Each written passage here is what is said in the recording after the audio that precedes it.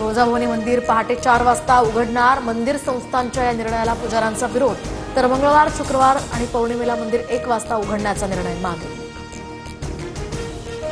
नांदेडमध्ये सहस्त्रकुंड धबधब्यावर तरुणांची जीवघेणी स्टंटबाजी. रील काढण्याच्या नादात 4 तरुण नदीपात्रात उतरले, तर पाण्याच्या प्रवाहात अडकलेल्या एका तरुणाला इतर तरुणांनी वाचवलं.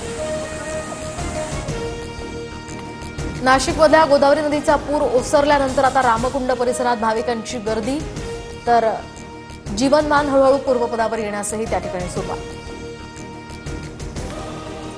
भुसावळमधील हतनूर धरणाचे 4 दरवाजे उघडले. धरणातनं सध्या 4097 क्युसेकनं तापी नदी पात्रात विसर्ग. राज्यात पुढील 2 दिवस मुसळधार पावसाची शक्यता. 7 ऑगस्टपर्यंत पावसाची स्थिती सामान्य राहण्याचाही अंदाज.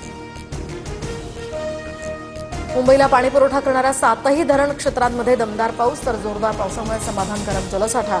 या धरणांमध्ये एप्रिल 2026 पर्यंत पुरेल इतका पाणीसाठा शिल्लक. तर मध्य रेल्वेच्या सीएसएमटी ते विद्याविहार आणि कुर्ला ते वाशी स्थानकांदरम्यान मेगा ब्लॉक. देखभाल आणि दुरुस्तीच्या कामासाठी हा ब्लॉक घेण्यात आला.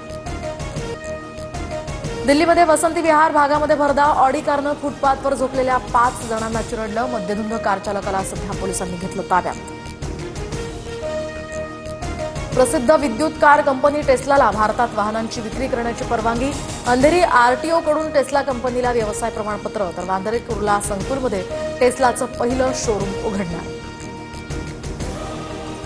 आंतरराष्ट्रीय अंतराळ स्थानकावर आता 18 दिवसांचा मुक्काम करून मंगळवारी शुभांशु शुक्ला परतणार. उद्या संध्याकाळी अंतराळवीर पृथ्वीच्या दिशेनं प्रवास करतील. अमेरिकेच्या कॅलिफोर्निया जवळच्या समुद्रात हे यान उतरवलं जाणार.